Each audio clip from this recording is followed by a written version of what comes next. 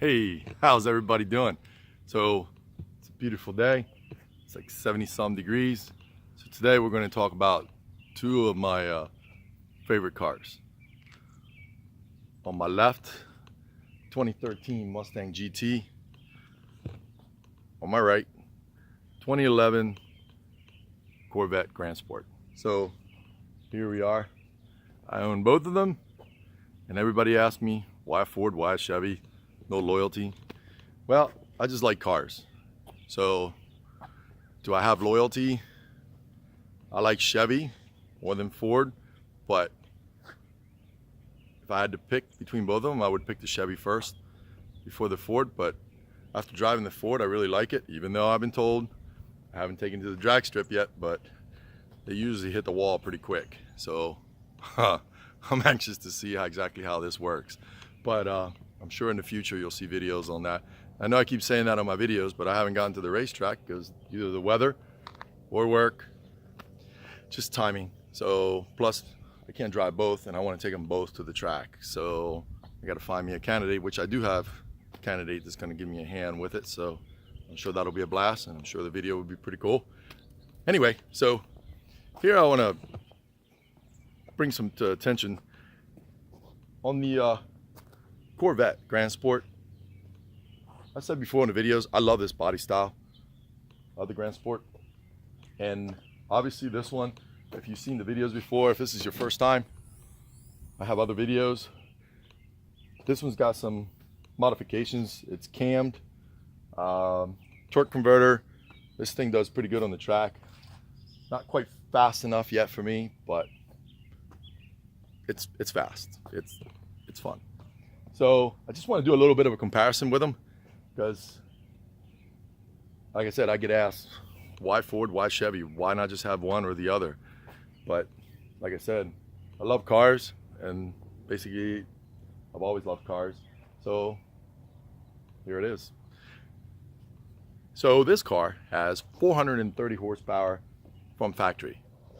So obviously they're both rear wheel drive. This one's got aftermarket wheels, tires, wing in the back. This is obviously, the top comes off. It is automatic, and that one is automatic. So they're both automatics that way. So that's pretty much compatible. Like I said, that's 430 horsepower. And obviously fiberglass. The Ford isn't. And what else? Wow. It's just got nice little features. I mean, if I'm being honest, if I had to prefer, I would prefer the Chevy, but definitely the Ford's not too far behind.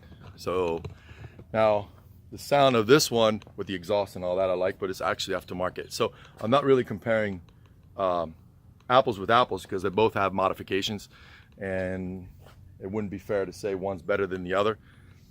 I mean, like I said, hands down, I'll take the Chevy versus the Ford, but I also enjoy the Ford a lot. But ever since I've had this one, I really do enjoy it, guys. It's well, it's nice. We're going to talk about that then. So that's pretty much it as far as modifications, which I've done on some other videos. So like I said, if this is your first time, definitely check out the other videos. I talk a little more about the car when I got it, when I got it, and unloading it and all that, and my first burnout on it. Love doing burnouts on this car, on the Corvette. Yeah, definitely. So, but anyway, so this one's mileage, they're both about the same right now, or close to it. I had to do some work on the Corvette, because when I got it, it wasn't quite right. And then it gave me a little bit of a hiccups, but Andy from Diablo Formula Racing took care of it for me. Did a great job, car runs great. I definitely want to dyno this one again, and I want to dyno the Ford, because I definitely want to know what the Ford is putting out, and then figure out what I want to do with it. If I want to do any mods, which you guys, I already did a video. There's some stuff that you definitely need to do with a Ford.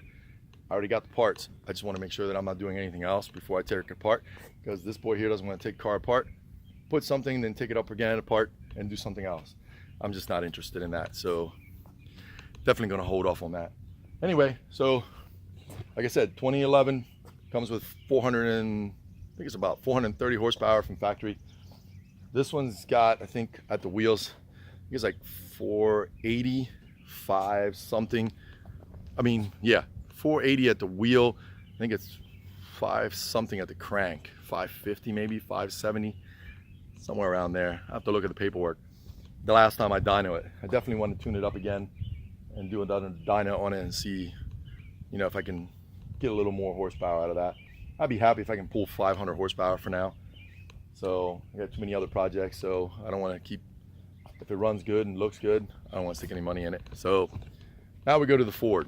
So the Ford, because this car gets a little tricky with me opening the actual, I don't know why, but I always forget how that works. There you go. So as you guys can see, hang on a minute. I want to show you. So there's the Ford. This one's got the Bama performance. It's a mild performance for this car, for the 5.0 Coyote motor. It's got the K&N air filter. So I'm thinking it's probably at the crank maybe 430 horsepower at the crank. I don't think at the wheel, I don't think I'm going to get to maybe 350, but this is all guessing.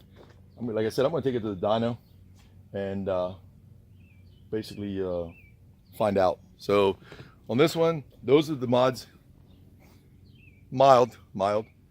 Does have exhaust, Borla, and is it Borla or Corsa? You know, it's the problem with owning all these cars. It's Roush, Corsa, Roush, I'm telling you.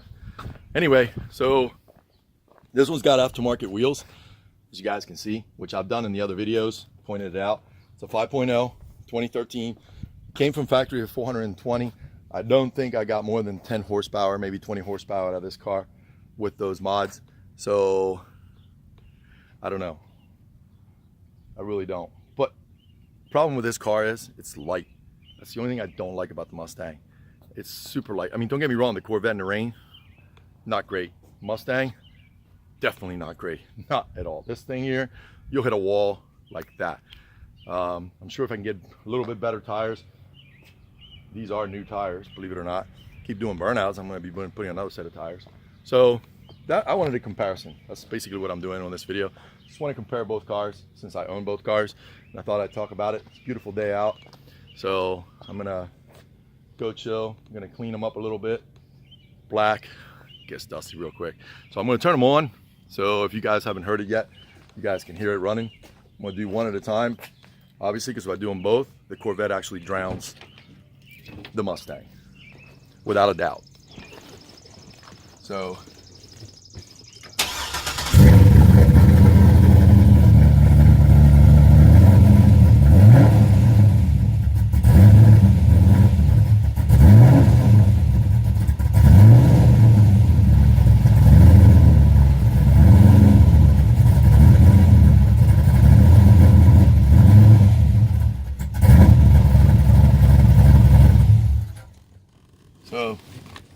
there you guys got the Corvette.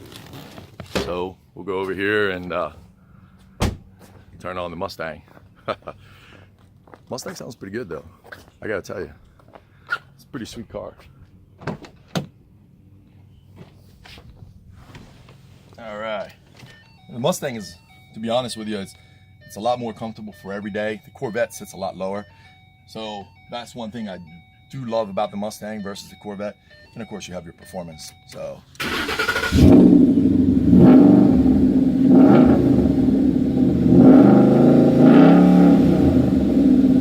God, I love the way Mustang sounds. I really do. It's awesome. Look at that. Just for that, I love the fact that I bought it.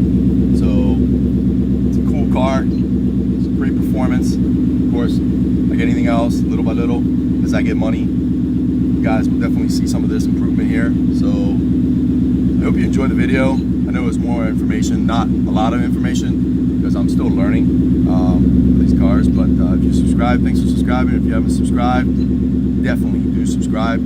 Follow me, share the video, thumbs up.